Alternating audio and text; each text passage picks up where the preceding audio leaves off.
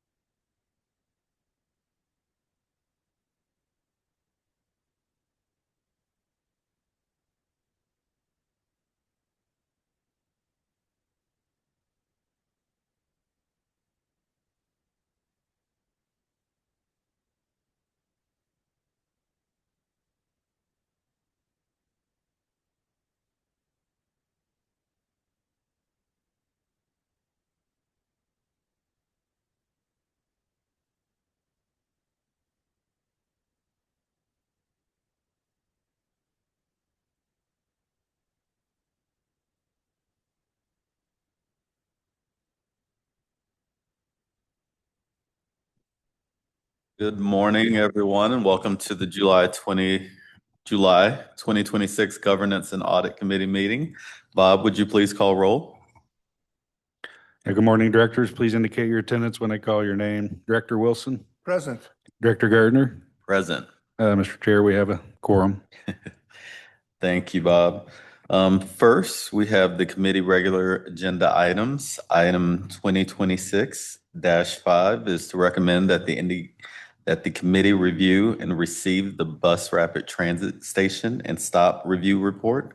Brian Atkinson will present this item. Thank you, Mr. Chairman. Brian Atkinson, the Director of Governance and Audit here at IndyGo.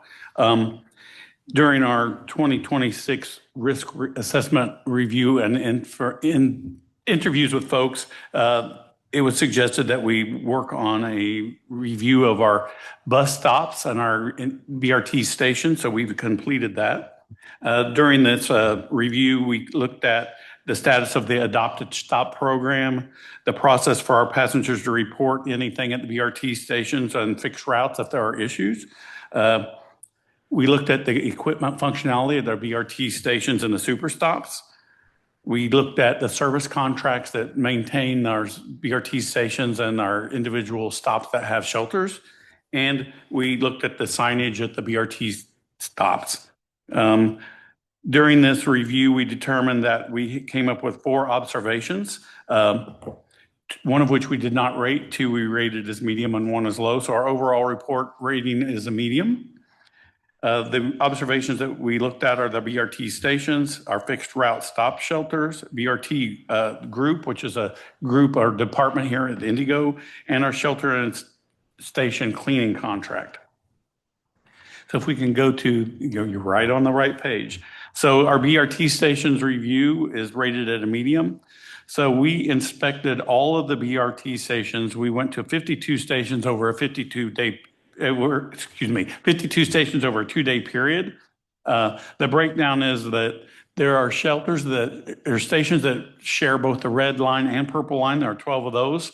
There are 22 stations that are red line only and 18 stations that are purple line only. We checked the functionality of the monitors at the stations, the ticket vending machine, sign accuracy, public information call button, if there's a trash or vandalism problem. Of our findings, the most major concerning finding was the video monitors at the stations failing. So we looked at 92 monitors, 29 of which were not functioning. That is a 32% outage rate on the monitors at the stations.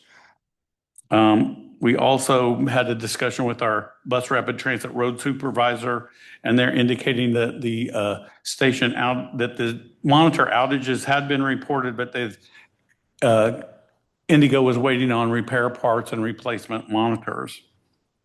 We did note that of those monitors that were not functioning, they did not appear to be vandalized. So they weren't beat up or they didn't have broken screens, they just were blank.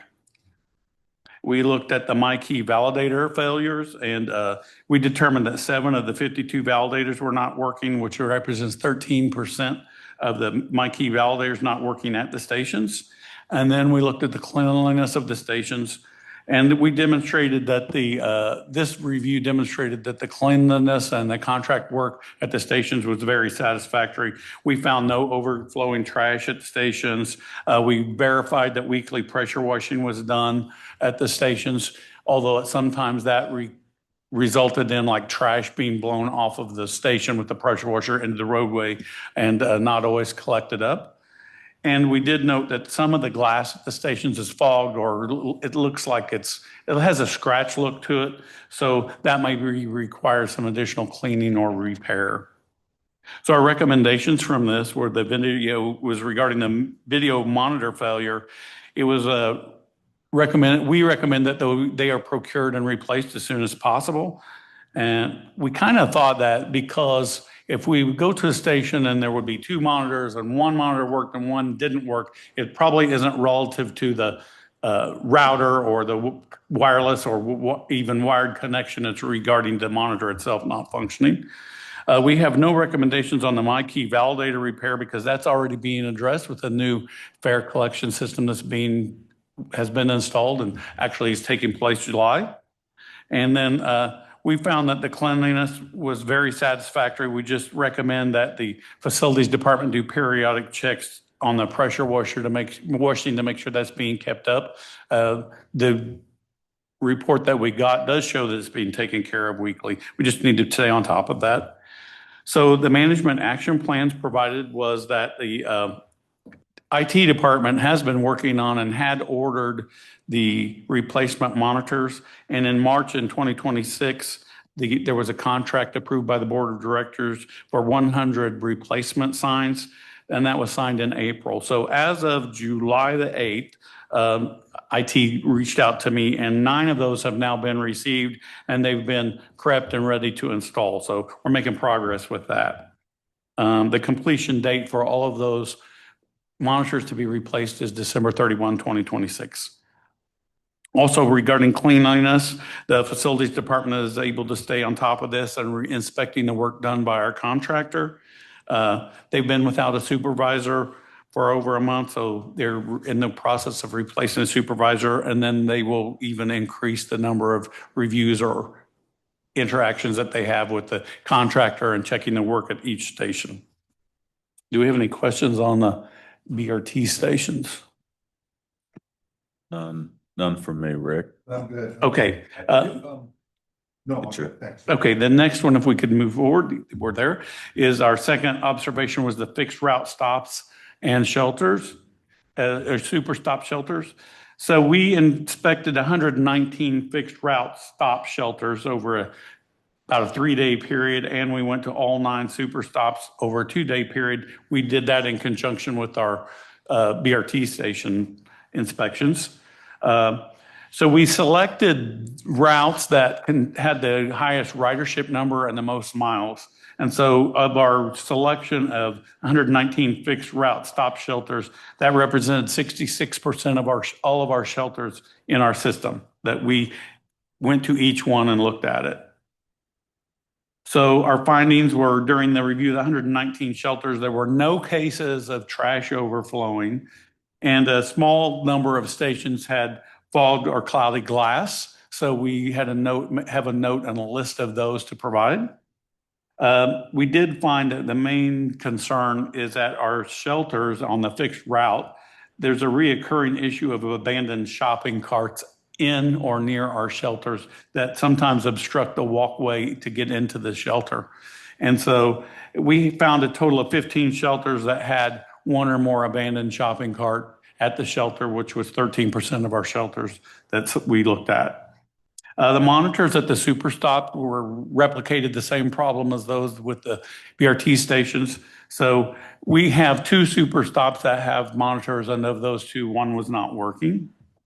And then we reviewed the Adopt a Stop program, which is a program to help alleviate some cost to IndyGo, where there's a stop, typically not with the station, but there's a trash can at a stop, and then the homeowner or business owner where the stop is on their property, near their property, can adopt that. And their main goal is to can collect any trash or empty the trash and report to IndyGo any problems that are occurring. We found that there were records for the Adopt a Stop program that date back to 2009, but we couldn't find anything prior to that. I wanted to mention that the Adopt a Stop program is currently being reviewed and audited by our Public Affairs Department. That responsibility was transferred to them a couple of years ago, and they're trying to actively revive this program. So we have a little chart there that just says of the past Adopt a Stop participants, we do still have contact information on 104 of those. We do not have contact information for 34. They had verified that 16 individuals or companies no longer wanted to participate in the program.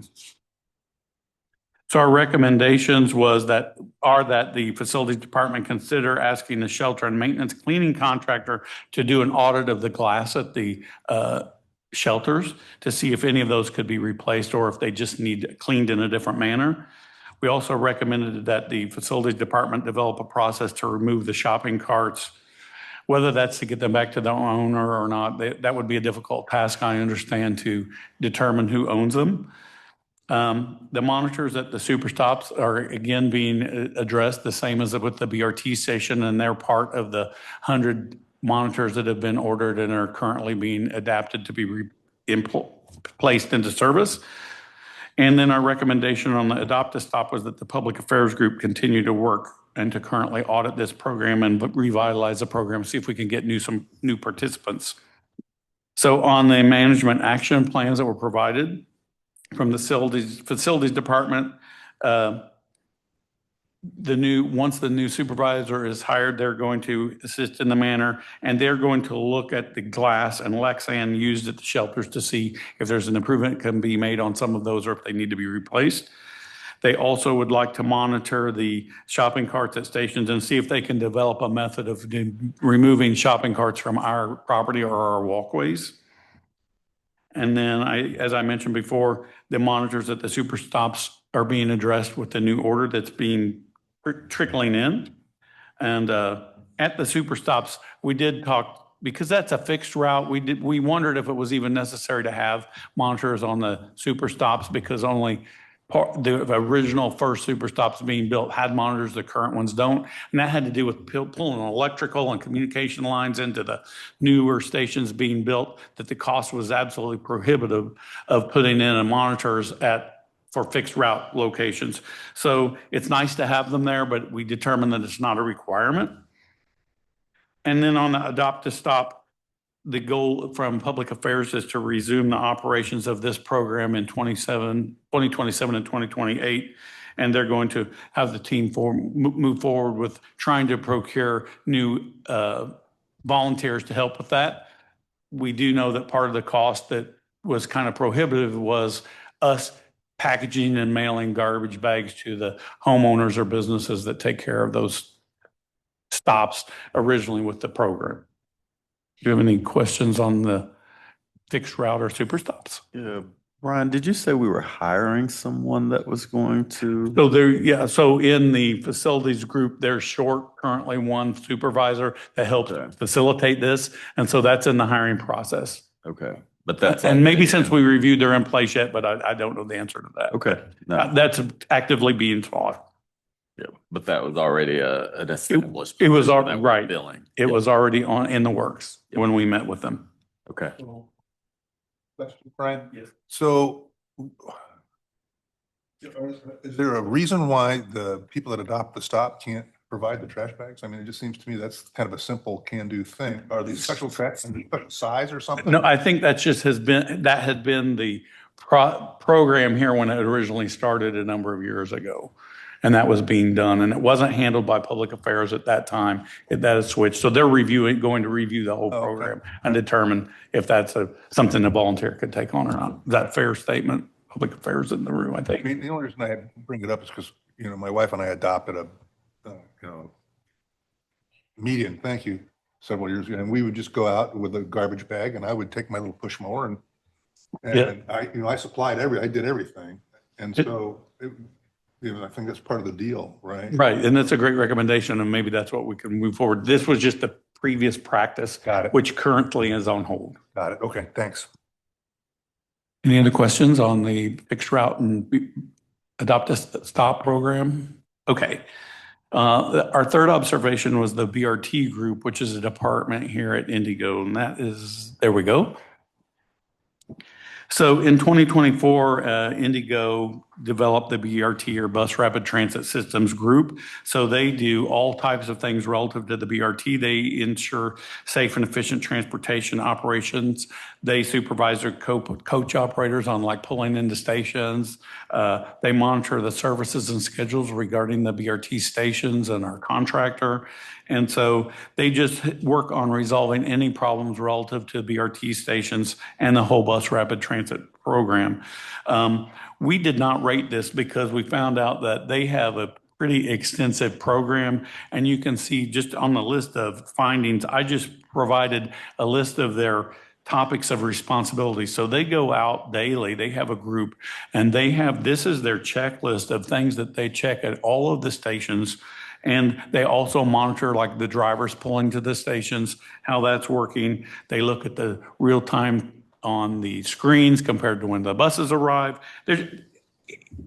Our review just showed they're absolutely doing what their goal is, and it seems to be working well.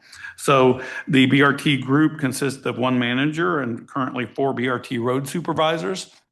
And they're hoping to expand with 2 additional supervisors once we launch the blue line, and that's put into place because that will include 29 more stations to monitor. So in my opinion, kudos to the BRT group. We didn't have any rating to put on that because everything that we looked at was being done and taken care of according to the responsibility that's assigned to that group. Any questions on the BRT group? Right. So in your report under BRT station challenges, there's a couple of, So, the graffiti. yeah, And- so those are the challenges that they find that they have to work on every week.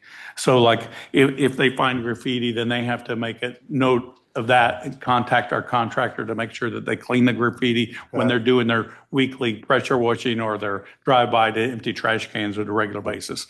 When we were out on the route and looking at the BRT stations, we actually came across the contractor doing some work. And we regularly met one of these supervisors at the station just by happenstance, because they were running their route. So it appears to be working. Okay. Any questions on the BRT group? Our next one, observation number 4, is the contract regarding the shelter and station maintenance.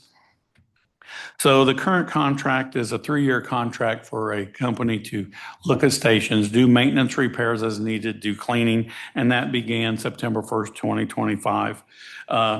The contract overview, on our findings, I listed the overview of their responsibility.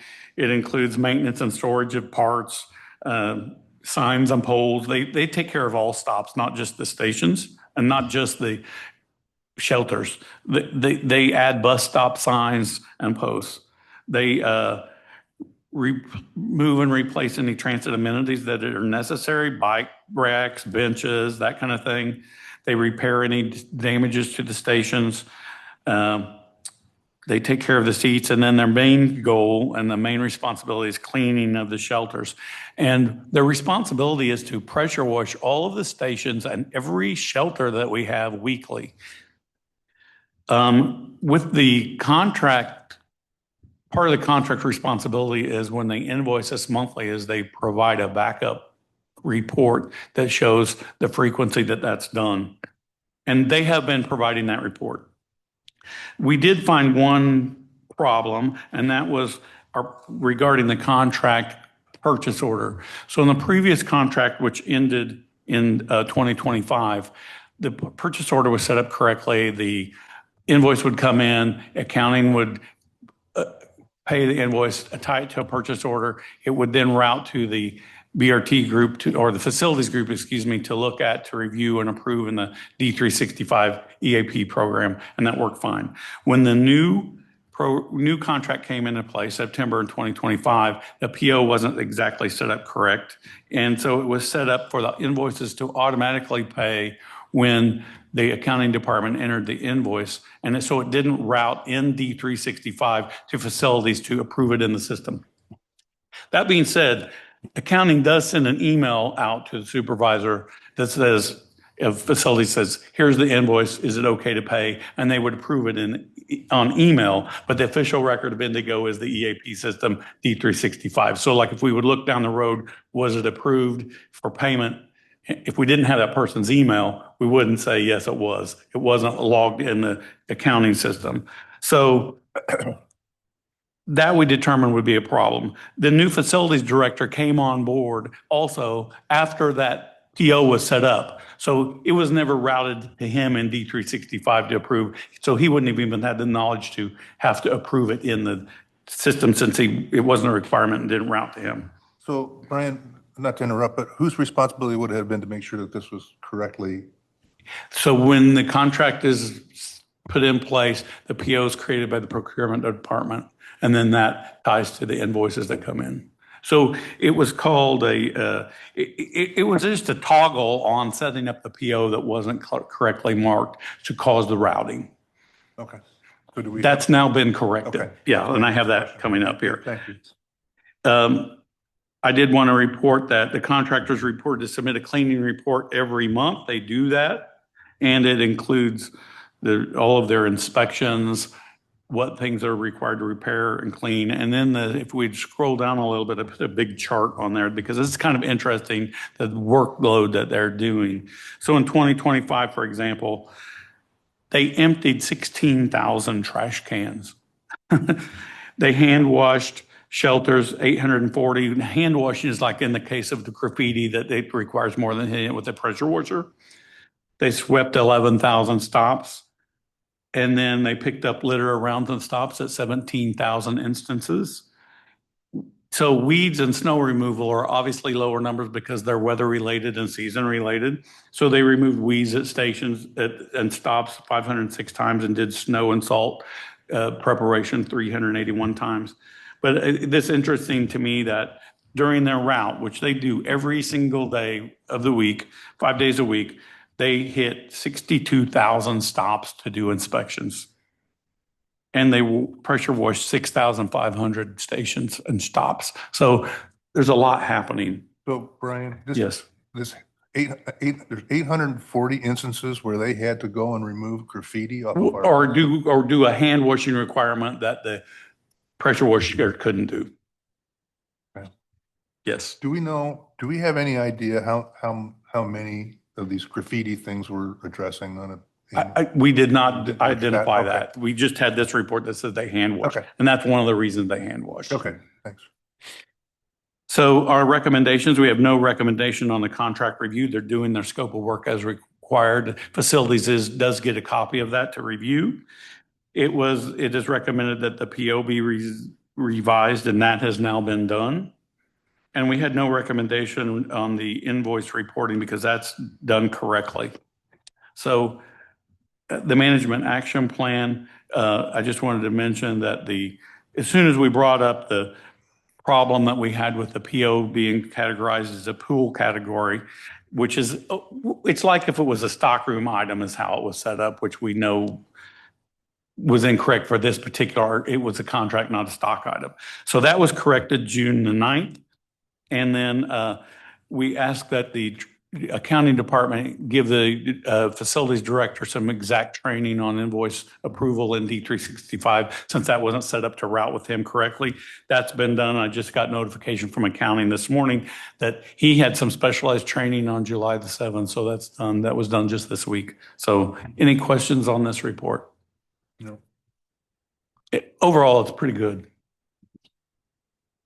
Is it just one person that's getting that training that you talked about? I'm just worried. So they were new on staff and the PO wasn't set up for them to even get it routed to them to train in the 365. So that was the problem.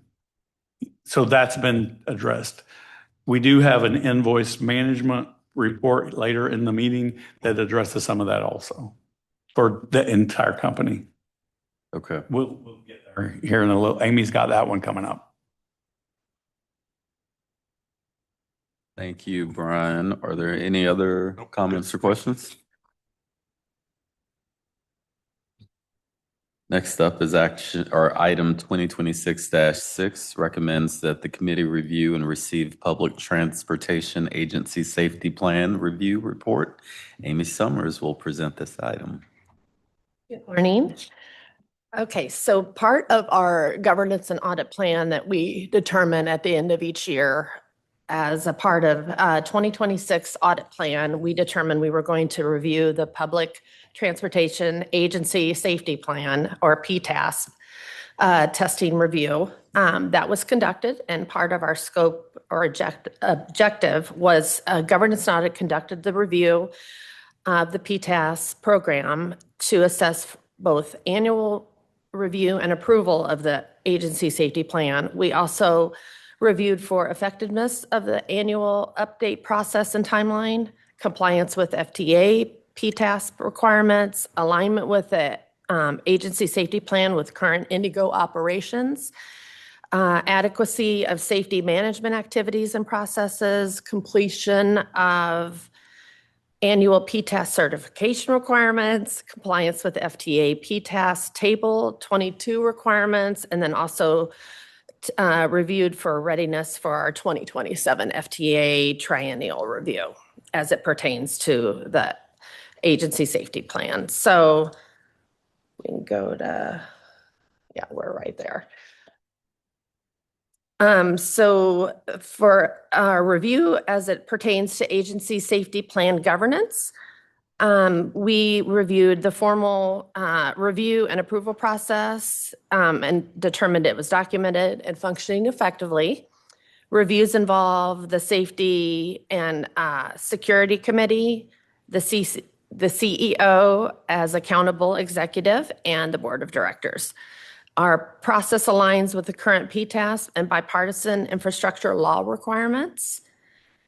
And then for the second part, annual update process, we determined that there's established annual schedule that's consistently followed. So January data collection and KPI review is performed, February executive and board approval, and then March 1st issuance of the updated agency safety plan. So the timeline is documented within the agency safety plan as well. Regulatory compliance on slide 2 is ASP, or the agency safety plan, addresses all required PTAS elements, safety performance measures, major event reporting, injury and fatality metrics, and worker assault reporting requirements are all included. IndyGo actively monitors FDA guidance and regulatory updates. Alignment with current operations, ASP is updated annually to reflect the current organization and operational conditions, including route network changes, BRT service updates, capital project completions, organization structure updates, and safety officer or the chief safety officer reporting relationships remain appropriately established. I think we're off. Can you go back up? Okay, so 5. Yeah, there we go. Safety management system effectiveness was also reviewed, and all safety management system components are addressed. Safety management policy, safety risk management, safety assurance, safety promotion, all of those were addressed. And then processes are appropriate and effective for managing safety risk across the organization. And finally, certification oversight readiness. So our annual PTAS certifications have been completed and remain compliant. Review of FTA Table 22 demonstrated compliance with all required PTAS elements. And then IndyGo is well prepared for the 2027 triennial review. So kind of our takeaway with this is governance and audit identified no compliance concerns.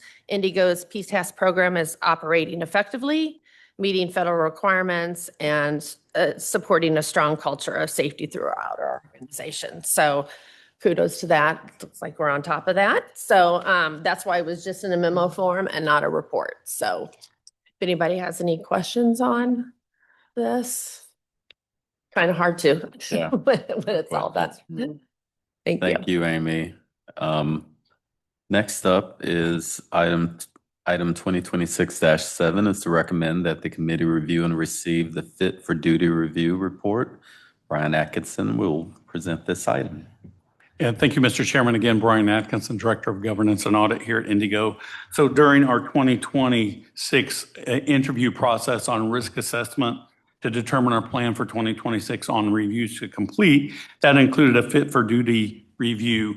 So our goal was to examine policies, procedures, and controls in place for fit for duty. And considerations were our fit for duty requirements defined in the evaluator contract for new hires and workman compensation claims. Do all job descriptions which require a fit for duty have the prerequisites and requirements listed? And what are additional fit for duty expenses to IndyGo? So what we learned was a lot. And so when we reviewed this topic and we met with the Department of People, we determined that IndyGo does not utilize a fit for duty process, but here's the reason why. When we met with folks during the interview process last year, what they referred to as fit for duty is not the correct definition of the fit for duty program. What they were describing was elements regarding pre-employment physical ability testing, and they were calling it fit for duty. Fit for duty encompasses much more than just physical ability testing. So that we wanted to make clear starting out with this, because everybody had in their mind different definitions of what is fit for duty, and that came clear when we met with folks.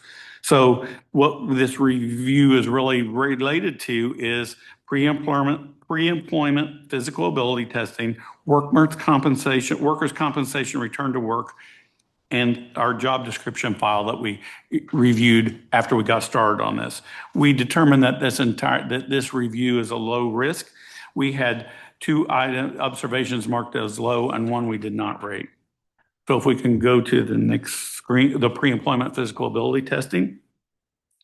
So IndyGo does currently have a contract with an occupational health organization that does offer pre-employment physical ability testing in addition to other services. So that is part that we could choose to do or not do.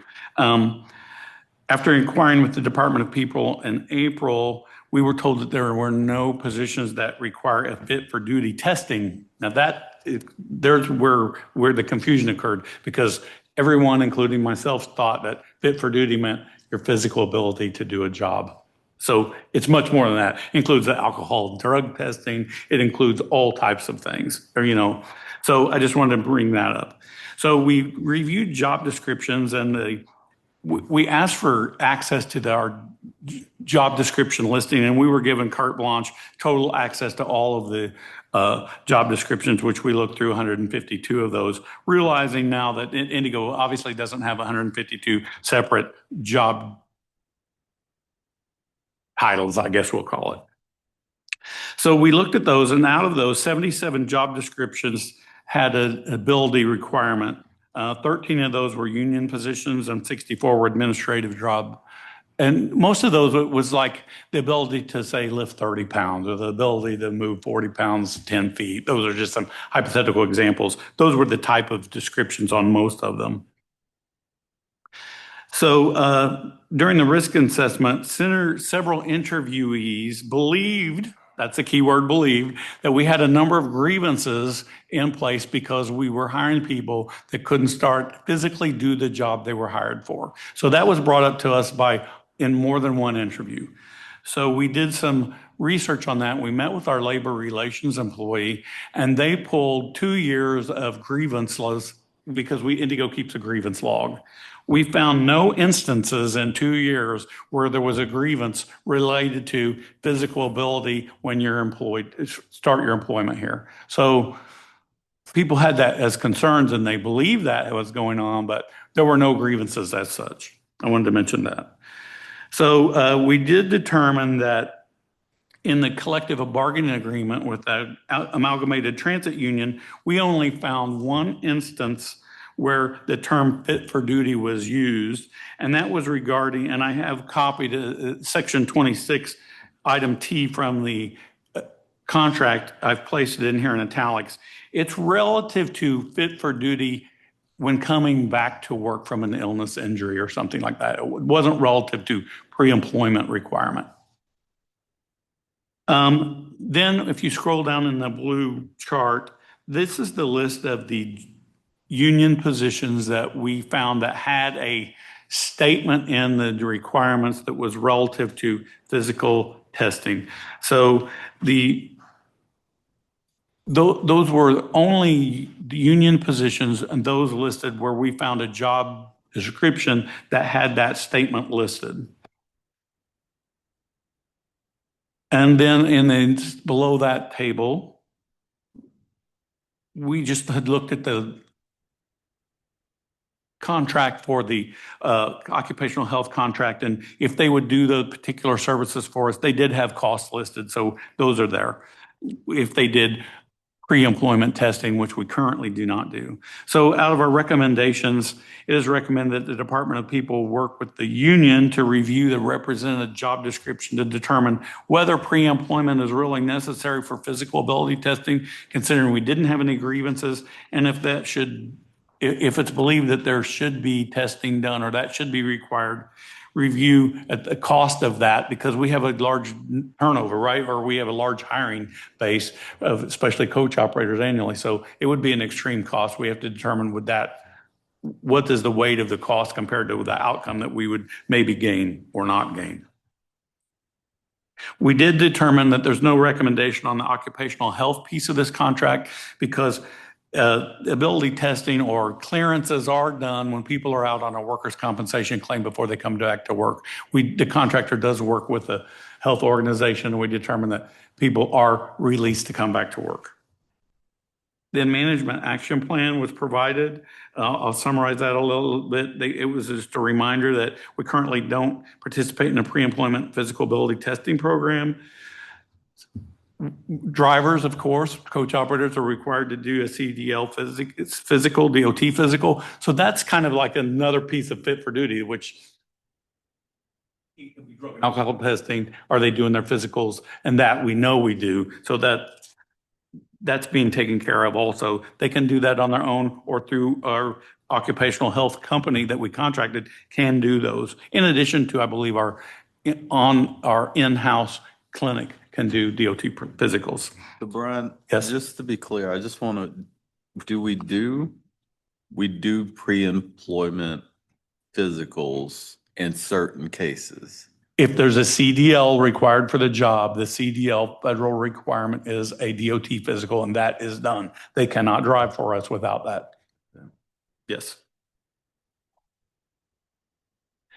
Let's see. Our recommendation on the job,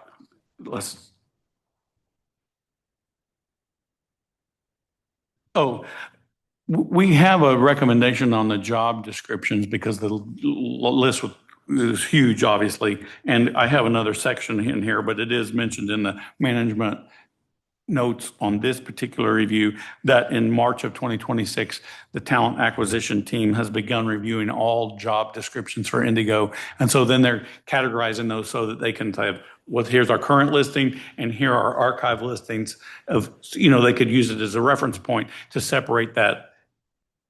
Any questions on the pre-employment physical ability testing? We did rate this low.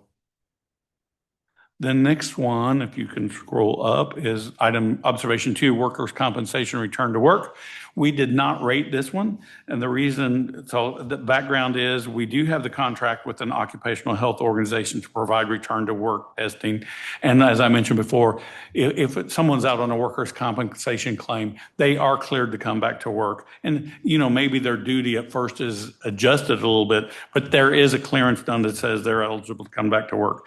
I would like to mention that on our findings section that the contractor has continuously done that. And we looked in 2024 and 2025, and they cleared 89 people in 2024 and 97 people in 2025 to return to work. So there was no recommendation at this time for this particular observation, although there was a management action plan just provided to remind us about the contract responsibilities. And if we desire to have that kind of additional services provided, they are available. But they wanted to make sure that we put in a note that a return to work clearance is defined as cleared to return based on the injury that they sustained. So in other words, if they sustained an injury at work and that's now improved or they're eligible to come back to work, that is what the clearance would be by the occupational safety health organization. Any questions on the workers' comp return to work?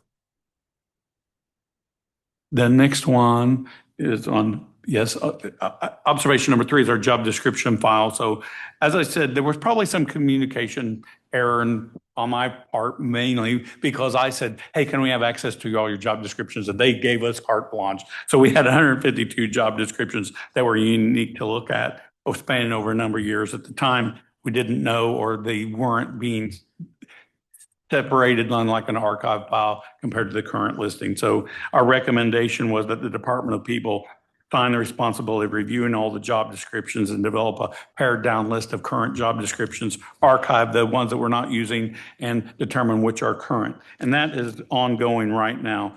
There are a lot of them to go through. The Department of People has started that process in March, and the talent acquisition team was assigned that responsibility. So they're going through all these job descriptions and they're developing a current job description list, an archive file, separating them all to just eliminate any confusion on that. So thank you for your assistance with that. That recommendation is being already taken to task and is underway. Brian, when did, I'm sorry, go ahead. gonna ask, when do they anticipate that project to be complete? So I can answer, I think, for Kelly, but she's in the room. As we issue job openings, they're looking at the job description for new job openings, and they're editing it as necessary, and then that's placed in the current listing. Do I have it right? That's correct. Kelly, who manages that process? Do you know? I know you're new to this, but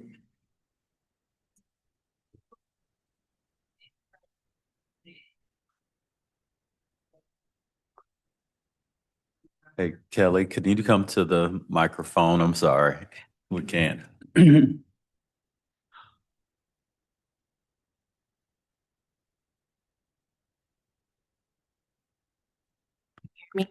Yes. Currently, we are recruiting for a director of talent. However, in the interim, myself and the recruiters are working on to get this completed as soon as possible. so I guess my question is, how did we, this is not a question for you. How did we get there? I mean, how do you get 152 different jobs? Well, so a lot of times it was like a little bit of a change in the name of the job or a little bit of responsibility requirements changed. So it might be, technically, you might see three, I'm just hypothetical, with that you would maybe have a little bit of different name, but if you read it, it's probably really the same job, tweaked over the years. It was a number of years worth of data. Kelly can answer better. I can actually answer it for you. So what would take place previously is anytime a leader would request a position to be posted, the talent team would send them the job description, and then they would tweak it based on what they thought. And then if there was a new leader, it would happen over and over again. So there were just so many out Replaced, there. it just got piled on? It just got piled on. So we are pausing and stopping that. And my team has been working with the legal department. So we will lock in a job description for at least 1 year. And then we are committing to reviewing job descriptions every year just to make sure we're in compliance and that we're staying on top of it. Okay, thank you. Like you're kind of prioritizing the jobs that are coming up first. That Correct. are getting the request, and then you'll kind of work your way through. Yes, that was the best approach, seeing how this is a big feat. Yep. I can only imagine. I can't, I'm flummoxed. I mean, We are too. Thank you. this is why we do these audits, right? Definitely agreed with that process because it didn't make sense for her to go through 100 jobs that might not even be what we're currently doing. So Yeah. thanks for your help. Jobs that we're not even doing anymore? Yes, there were. Or that they've changed their name completely. Okay. Yeah, so we're definitely building an archive file. Yep. So we're not actually using these anymore. They're just kind of sitting out there Yeah. creating dust. And Like an archive folder, right, of years and years worth of job descriptions. Yes. And Brian got access to all of them. Yeah, when I opened it up, I could it would be divided like operations or maintenance but then there might be a lot of jobs within operations, for example, and some were old. So they're cleaning it up and making a current listing for those groups. So I guess the plan is then leaders will come to you and say, I want to hire for position X. And you're going to say, rather than sending them saying, tweak this or whatever, you're just going to send it and this is what you're going to use. Is that accurate? Correct. So we're actually working with the leaders now on the position. So they have participated with us and partnered with us. And then they already know that is locked in for the next year. Got it. Okay, perfect. Thank you. Sorry, I didn't mean to interrupt. In your naming convention. Thank you. I would just like to say we started this before Kelly became in her current position. So she kind of got caught sideways by us. So thanks for your help. Any questions on this review? No. Thank you. Thanks, Brian. Next up is item 2026-8 is to recommend that the committee review and receive the invoice processing and approval workflow review report. It's a lot of words. Amy Summers will present this item. Thank you. Again, good morning, board. So as a part, again, of our 2026 audit plan was to perform this mouth twister of invoice processing and approve a workflow review. And the background was that that was slotted as an item to be reviewed for the year. Our objective and scope included basically reviewing the effectiveness of the policies and procedures and controls related to invoice processing and approval, with an emphasis on our budget caution and warning processes, matching invoices to projects and purchase orders, project and grant-related approval workflows, approver knowledge of projects, budgets, and purchase orders, and then controls to prevent those duplicate payments. So we rated this as an overall risk of medium. It contained two observations. And the first observation on slide 3 is approver competency and training, rated a medium. What we found is approver knowledge varies significantly across departments. Training is informal and sometimes a bit inconsistent or not routinely performed. Many approvers lack knowledge and understanding of the project budgets, purchase order structures, documentation requirements, approval expectations, and project managers are not consistently included in invoice approval workflows despite them having the greatest knowledge, project knowledge of that. And so our risk for that would be it increases the likelihood of coding errors, missing support documentation, inaccurate approvals, financial inaccuracies, and then noncompliance with established controls. So our recommendation on that, slide 4, is management should consider developing a standardized organization-wide approver training, possibly to require the onboarding and annual refresher training, consider establishing competency monitoring and periodic assessments, review approver authority annually as a consideration, integrate project managers into project-related invoice approvals to verify the work performed, budget alignment, accuracy of PO charges before department ultimate approval. And then so management response, accounting will continue requiring documented okay to pay approvals, formalize the Dynamics 365 workflow training for approvers, and then maintain approver access and workflow support. It should be noted, though, I'd like to wanted to point out a special note that department leadership will remain responsible for approver competency and approval hierarchy decisions. That falls in on their ownership to, like, once given the information, to be able to either go to accounting for additional support when needed. Also, if it's a midstream like change of approvers, that person, it's kind of falls on their ownership to go get that knowledge and to be able to know what they're reviewing and all that as well. So did want to point that out, that it is kind of dual ownership in the departments that do the approving as well as accounting to provide that training. So observation 2, slide 6. Okay, this is regarding standard operating procedures and documentation, also a medium rating. What we found here is several SOPs are outdated or unclear. Some procedures do not reflect the current processes, systems, or responsibilities. Employees often rely on informal guidance rather than the documented procedures. And then current documentation does not clearly define project manager involvement within the approval workflows. So our risk here is potential impacts of process inconsistencies, control failures, reduced accountability, inaccurate approvals, and operational inefficiencies. Also, an increased risk on large capital projects where project level oversight is critical.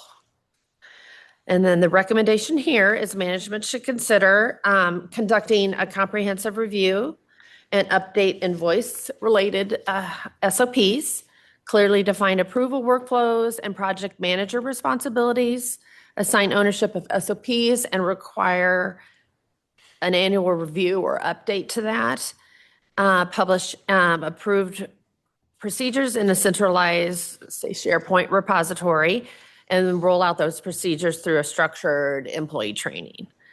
So management response on that was accounting stated that they will update accounts payable SOPs, reinforce the requirement of documented approval before invoice entry, and then publish updated procedures on our SharePoint, and then align accounting procedures with future workflow decisions made by departments, budget, and procurement. So basically, conclusion is the governance and audit conducted or concluded that there are opportunities exist to improve the effectiveness and approval, invoice approval controls through enhanced training, clear governance, stronger project level oversight, and those updated SOP procedures. So no high risk issues were identified. However, timely implementation of management actions will strengthen our accountability, reduce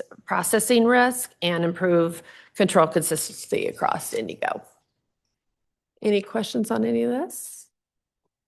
So Amy, just help me, just kind of clarifying question. So most of this appears to me to be directed at accounting to establish procedures, but earlier on, you had indicated that part of the problem was you had project managers that didn't understand what their responsibility is with regard to these procedures. And so that's kind of outside of accounting's control. Exactly. I know, that was why we stated that, kind of you can lead a horse to water type of thing so they can provide the training.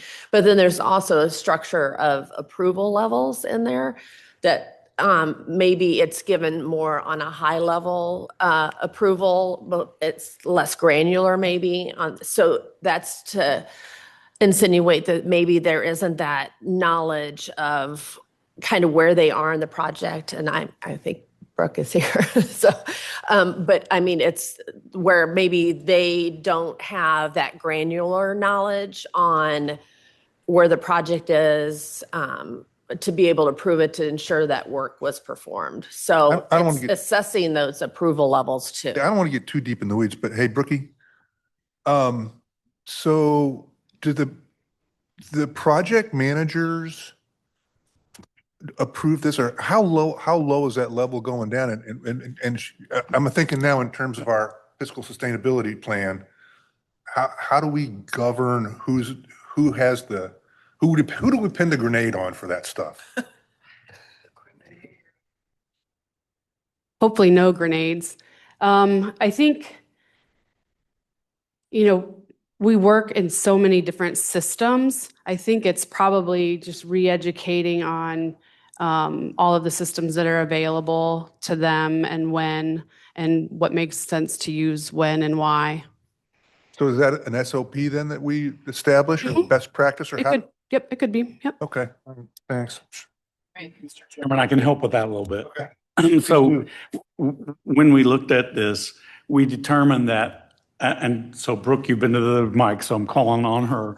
So on the capital plan, for example, they have a lot of huge construction projects. Well, at the department level, Brooke may be the approver for invoices at the final step for the department. We did determine that projects can be assigned in D365, and we do this for grant money. And then there can be a workflow stop for an approval level at a project. So for example, if one of her staff members is a project manager, as in the physical project, we can assign a number to that. The stop in the workflow can happen to stop at them first before it would get to the department level. And they would know the granular stuff to say, yeah, this was done, it's okay to pay it, before it would go to the department level. Those aren't all in place, and probably staff didn't understand or know that at the time those could be implemented. The piece of that would have to be changed is there's different licensing levels in D365 to give approval for an particular employee. So like if I'm a project manager, maybe my D365 license doesn't allow me as part of the invoice approval workflow. So those would have to be identified and added, but it's possible to do. So we'd be spending, so we'd have to have a process then to identify. So if I'm on a project and I've finished my project and I've had to get a license that we're going to have to pay for, right? So how are we monitoring who has what license to do what thing with what project when the, do we know that yet? I might oversimplify it, but in the example of the capital projects group, it's basically the same people that get different projects added to their plate of work, right? So it probably wouldn't be a large turnover. In most cases throughout the agency, the department manager, for example, myself, an invoice comes in relative to one of our contracts. We're not that huge. We don't have the volume they've got going on. So I know it. And probably in most cases, that would be the Justins that they might. I don't, you know, as our friends the Dakota Indians say, when riding a dead horse, the best strategy is to dismount. So I'll leave it there. Justin, did you have something you wanted to add? I just around the project approvals, as Brian mentioned, every capital project or every project that has grant funding associated with it, we do have an extra layer of project manager approval in D365 built in that occurs before then the department level head approves from a budget perspective. And I do also want to point out for our capital or larger capital projects, we use the e-builder system too, which is an incredibly detailed approval system. So approvals go through that system first before they even make it to D365 for payment. So there's been multiple approval steps specifically around our larger, typically grant funded capital projects too. Okay, well I feel better about it now. Thanks, appreciate that. Sorry, Mr. Chairman, go ahead. Nope. No other questions? No, You I'm good? done. All right. I've dismounted. The perfect landing. Thank you, Amy. Next up, we have two information items. Information item I2 is the Governance and Audit Work Plan Status Report, 2020 through 2025, presented by Internal Auditor Amy Summers. Okay. So the first slide shows kind of a little footprint of what we've done. As at the bottom, we've completed the 4 reviews that we've discussed today. Slotted for Q3 to report next Governance and Audit Committee. We have 3, which aren't on there. I just wanted to give you a heads up. We have 3 slotted for next quarter. And then the next page is the audit finding status from all the audits we carry that we like kind of review the observations to completion. We have 9 audits on here. Tracking to completion, 32 findings, 10 of which are closed, 22 are still open, and 0 are considered past due. I wanted to mention 6 of the audits have a finding or the audit is related to our Department of People. And a new CPO is in place, thankfully, and is diligently working with us to kind of address those kind of one by one. We're planning some meetings, and so she's diligently helping us on that. And so they're on her radar. And as well as, we're going to track them till they're done, and we're going to set realistic deadlines and kind of review them in their entirety so she can get her arms around them. So I wanted to point that out. And then the next couple pages basically are that we have performed 68 audits to date. So that's all I got.